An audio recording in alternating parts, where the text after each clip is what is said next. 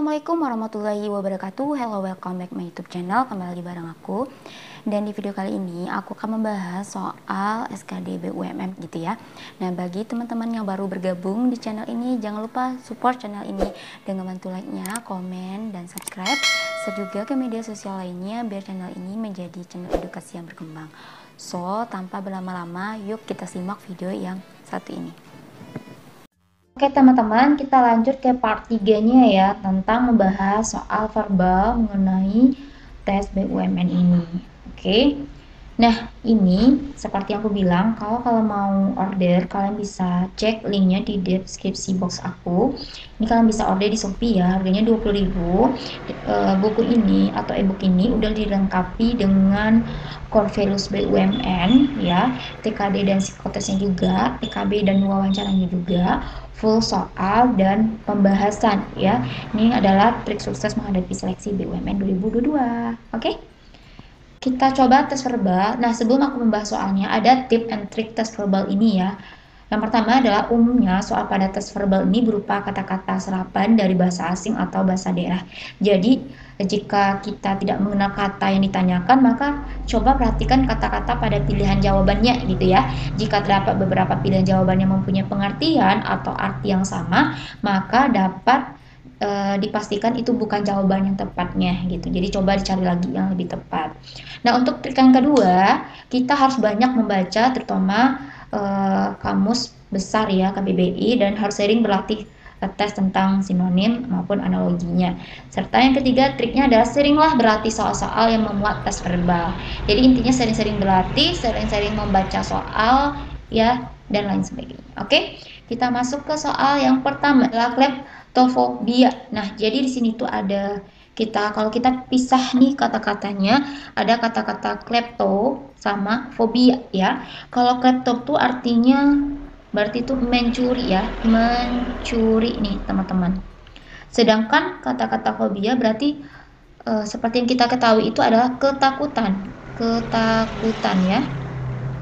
Nah, ketakutan atau apa ya, sama aja ya, ketakutan berlebihan maksudnya ya, ketakutan berlebihan.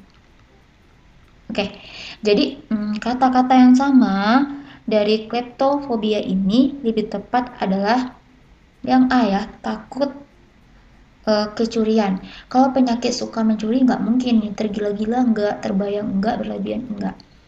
Jadi takut kecurian itu memiliki arti kata ketakutannya gitu ya. Oke, jadi jawabannya adalah option A. Boleh dicatat ya, disediain buku khusus kata-kata verbal yang bisa teman-teman mudah untuk mempelajarinya ya. Oke, kita lanjut ke soal nomor 2. Kisi-kisi memiliki kata yang sama dengan apa? Oke, kisi-kisi itu dapat diartikan sebagai kayu atau besi yang dipasang berdiri tapi memiliki jarak ya, sehingga terdapat celah-celahnya gitu. Nah, jadi ini tuh lebih tepat atau yang lebih sama sinonimnya adalah terali ya, terali atau jeruji. Oke ya. Nah, jadi jawaban lebih tepatnya adalah option D. Oke. Nah, itu makna kisi-kisi. Intinya kisi-kisi itu adalah kayu atau besi yang dipasang berdiri dan ada jarak. Nah, jaraknya itu disebut dengan celah-celahnya. Next, kita lanjut ke soal nomor 3. Kata-kata dehidrasi. Dehidrasi itu memiliki kata yang artinya, ini sering kita dengar ya dalam kehidupan sehari-hari, adalah kehilangan cairan tubuh. Kehilangan cairan tubuh. Nah, jadi kalau kehilangan cairan tubuh artinya apa? Evaporasi, pengairan, kemerosotan moral, penguapan, atau penyusutan air. Nah, karena kita kehilangan cairan, berarti kata-kata yang memiliki arti yang sama atau mendekati yaitu penyusutan air. Kalau penyusutan air berarti airnya berkurang dong ya. Oke? Nah, jadi jawabannya lebih tepat adalah option E. Kita lanjut ke soal nomor 4, yaitu boga. Boga itu sama kayak jurusan tata boga ya, ngapain aja kita di tata boga itu, pastinya kita ada memasak ya. Jadi boga itu artinya adalah bisa juga dikatakan makanan, hidangan, atau bisa juga santapan. Oke, jadi kata-kata yang memiliki arti sama dengan ini adalah apa? Pakaian kebesaran, no. Makanya khidmatan bisa jadi dekorasi tata ruang, tidak. Pakaian pengantin tidak, tata rias tidak. Jadi yang berhubungan dengan ini kan dia intinya makanan nih. Lebih cocoknya yaitu adalah option B, makanan kenikmatan. Oke, kita lanjut ke soal nomor 5. Anjung. Anjung ini bermakna bagian rumah di sisi atau di tengah rumah yang lantainya itu lebih tinggi nih daripada lantai rumahnya gitu kan. Jadi anjung ini lebih tepat adalah apa? Yaitu option B, panggung. Karena kalau panggung kan antara lantai sama panggung itu ketinggiannya berbeda ya. Jadi lebih tepat B. Next, kita lanjut ke soal nomor 6. Nah, kalau ada tanda kayak gini berarti adalah antonim. Antonim itu adalah lawan kata. Oke. Rabun. Rabun itu lawan katanya apa? Adalah apa? Rabun itu berarti kan artinya tidak jelas ya. Tidak jelas. Berarti lawan katanya adalah jelas. Oke? Yaitu option D. Kalau samar masih memiliki kata yang mirip dengan rabun ya, samar ya, oke. Next, kita lanjut ke soal nomor 7, emigrasi. Nah, kalau kata-kata emigrasi itu adalah perpindahan dari tanah air sendiri ke negeri lain untuk tinggal dan menetap. Jadi, misalnya kita pindah ke negara lain, itu emigrasi. Tapi kalau misalnya mintanya lawan katanya adalah emigrasi. Emigrasi itu adalah perpindahan penduduk negara lain ke negara tertentu untuk menetap. Nah, jadi lebih tepat jawabannya adalah option B. Kita lanjut ke soal nomor 8. Ya, surai. Surai itu bermakna, kita bikin aja di sini ya, usai. Usai atau usai, bubar atau bercerai, berai. Oke. Nah, jadi lebih tepat lawan kata surai ini apa? Bubar itu sinonimnya jadinya ini bukan ya, usai juga ya. Nah, kalau surai itu kan dia bercerai, ya pasti lawan katanya adalah berhimpun. Berhimpun itu kan artinya berkumpul kembali ya, berkumpul kembali. Oke? Kita lanjut ke soal nomor 9, kesempatan. Kalau kesempatan itu kan sama dengan artinya itu harapan ya, harapan, kemungkinan, peluang ya. Nah, kalau mintanya lawan kata, udah pasti yang A dong. Ya, hambatan. Kenapa? Hambatan itu berarti katanya itu ada kendala ya. Kendala ya, kita bikin aja di sini. Kendala ya. Apalagi kata-kata yang mirip dengan ini? Kendala. Gangguan juga bisa ya, gangguan. Habis gangguan, ganjalan atau halangan bisa juga ya. Jadi lebih tepat jawabannya adalah option A. Oke, kata-kata penerus itu sama kayak mewarisi ya. Nah, kalau lawan katanya adalah perintis. Kenapa perintis? Kalau perintis itu kan dia memulai mengerjakan sesuatu ya, masih memulai nih, memulai mengerjakan sesuatu, atau sebagai pelopor, oke. Nah, jadi jawabannya adalah E. Kalau penerus itu sinonimnya adalah pewaris. Nah, jadi bukan itu jawabannya. Nomor 11, ini udah masuk ke analogi ya, sebab akibat. Jadi panduan hubungannya itu adalah sebab akibat. Coba, orang bodoh karena tidak memiliki ilmu, iya kan? Nah, berarti lebih tepat apa jawabannya? Orang miskin derma, bukan orang mengemis lapar, orang menganggur kerja, orang bekerja gaji, orang kaya harta. Ya udah pasti 11 orang menganggur itu kan karena tidak dapat pekerjaan.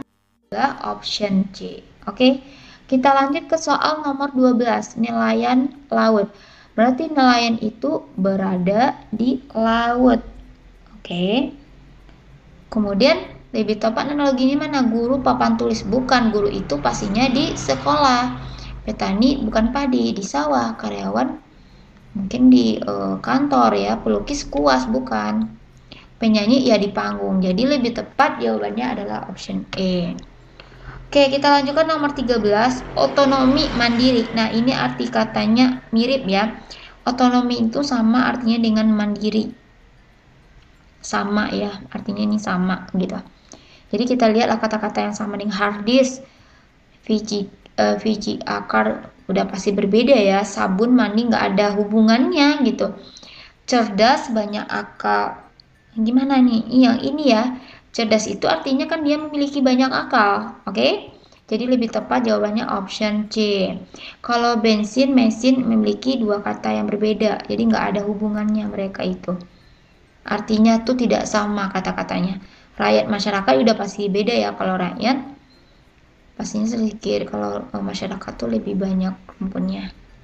Oke, kita lanjut ke soal nomor 14. Kering lembab. Nah, berarti kata-katanya sebelum kering itu pasti lembab dulu kan? Nah, coba kita cari gelap remang-remang. Iya, sebelum gelap pasti remang-remang dulu. Nah, ketemu nih jawabannya langsung ya, yaitu di option A. Oke? Kita lanjut ke soal nomor 15. Kalau jatuh berarti kita sakit dong. Kalau mengantuk berarti kita tidur ya. Oke, jadi jawabannya option B. Masih gampang ya soalnya. Mana yang tidak masuk kelompoknya? Nah, ini kita mengelompokkan kata-kata yang memiliki arti sama. Tapi kita cari satu kata yang tidak sama di antara 5 kata tersebut. Ya kan? Oke, kita coba. Penyelidikan, pengusutan, penelitian, pemeriksaan, penuntutan. Mana kata-kata yang tidak sama? Yaitu yang ini ya. Kalau penyelidikan itu sama dengan pengusutan, penelitian, dan pemeriksaan. Yang berbeda itu adalah penuntutan, ya. Karena kata-katanya tidak setara dengan 4 kata yang lainnya. Oke, jadi jawabannya adalah option A. Selanjutnya, mana yang tidak masuk kelompoknya juga? Perseteruan, pertengkaran, pertikaian, penyelarasan, dan persaingan. Nah, perseteruan mirip dengan pertengkaran ya, sama. Pertikaian juga. Oke. Persaingan juga. Nah, yang lebih tepat jawabannya yang tidak masuk ke kelompok tersebut adalah penyelarasan. Ya, karena semuanya kata-katanya konotasinya tuh negatif semua. Yang berbeda itu penyelarasan tuh berarti kan disamaratakan. Ini positif nih. Nah, lebih tepat jawabannya adalah option D. Oke, kita lanjut ke soal nomor 18. Mana yang tidak masuk ke kelompoknya? Megawati, Sudarmono, Soekarno, Soeharto, Abdurrahman Wahid. Ya kan? Nah, ini merupakan nama-nama mantan Presiden Republik Indonesia ya. Ini mantan presiden kita juga. Ini juga.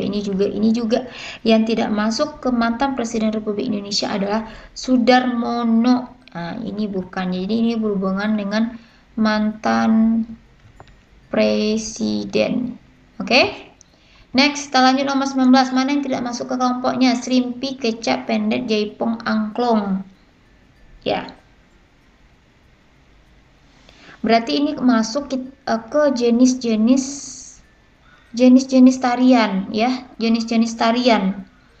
Serimpi masuk tarian, kecak juga, pendek juga, jaipong juga. Yang berbeda tuh angklung itu bukan jenis tarian, tapi dia masuk ke alat musik. Oke, jadi bukan itu jawabannya ya. Oke, kita lanjutkan ke soal yang terakhir. Pilihlah yang tidak termasuk ke kelompoknya. Einstein, Shakespeare, Graham Bell, Alva Edison, dan James Watt. Nah, ini merupakan nama-nama ilmuwan ya, nama-nama ilmuwan atau penemu ya, penemu sesuatu gitu ya. Nah, kira-kira ini penemu sesuatu nggak, Bapak? Sedangkan yang B itu bukan penemu sesuatu. Shakespeare itu adalah seorang penulis. Jadi ini yang berbeda, sementara Graham Bell, Alva Edison, James Watt itu adalah seorang penemu atau seorang ilmuwan. Jadi jawabannya adalah option B yang tidak termasuk ke dalam kelompok tersebut. Oke teman-teman, itu merupakan soal part 3 yang bisa aku bahas. Di next kesempatan aku akan membahas lagi soal-soal variasi yang lainnya. Stay terus sama channel YouTube ini. Dan yang paling penting nyalain lonceng notifikasinya ya, biar teman-teman gak ketinggalan informasi dari aku. Thanks for watching, see you on my next video. Assalamualaikum warahmatullahi wabarakatuh. Dadah.